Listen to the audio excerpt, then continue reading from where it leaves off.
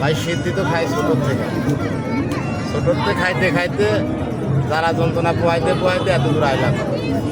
জ্বালার কোনো শেষ নাই। মনে করেন যে সংসারে ঘরের ভিতরে খাইলে গন্ধ লাগলেই প্রবলেম। বউপুলা বানাচ্ছে, মা বাপ আছে, বোয়াবাদি বাপ এসে চিল্লাচিল্লি মারামারি, এর কারণে মনে করেন সংসারে অনেক প্রবলেম। এর লেগে সংসার থেকে গৃহ থেকে বাইরে চলে আসলাম, যে বাইরে যা খোলা মাঠে খাবো।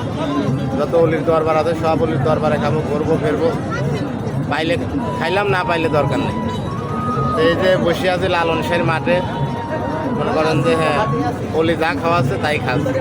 এর ভিতরে কোনো ধান ধাও নেই, কোনো ফিকিরও নেই, বেচা কিনাও নেই।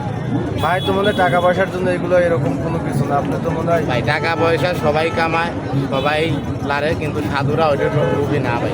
সাধুরা তো নিজের বাড়ি ঘরে ফেলাতে আসে, প্রত্যেকজনেরই বাড়ি ঘর আছে, সবারই বাড়ি ঘর আছে, কিন্তু তারা বাড়ি ঘরের লোক করে না, যার কারণে তারা রাস্তায় চলে আসে। আর সে বাড়িতে যায়ও না, তার সে বাড়িতে হওয়ার কারণ নেই। আচ্ছা, আপনি যে এরকম আপনি মাজারে অলির দরবারে থাকেন, এটা আপনার ওয়াইফ কিংবা আপনার কোনো সমস্যা ওয়াইফ? না না, আপনার ভাবি তো কোনো প্রবলেম করে না। আপনার ভাবি আরও ভালো, যে শুধু সিদ্ধি খাইলে কোনো সমস্যা নেই, কিন্তু অন্য কিছু করলে হয়তো প্রবলেম হতে পারে।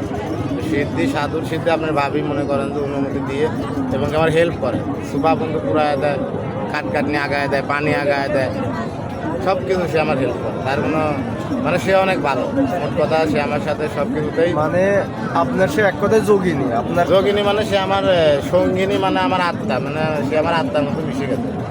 আমার আত্মার সাথে তার আলিঙ্গনে আছে, সে মিশে গেছে এবং অর্ডার করার আগে সব কিছু পেয়ে যায়। আচ্ছা, আপনার বাসায় কুষ্টিয়াতে না কুষ্টিয়ার বাড়ি? আমার বাসা কুষ্টিয়ায়, কুকসা থানায়, সমসপুর ইউনিয়ন। আর ভাবির বাসা পাবনা? আপনার ভাবির বাসা পাবনায়, শাহজাদপুর। যাই হোক, তাহলে আপনার মেয়েরা তো এমনি মনে করেন যে মানুষ পাগল করে, তারা পাগল, তাদের পিছনে মানুষ পাগল, তাই তাহলে আমি হয়েছি পাগল। এবারকার বিয়েটা পাবনায় করতে হবে। ঠিক আছে ভাই, ধন্যবাদ আপনার কথাগুলো বলার জন্য। তাহলে তাকে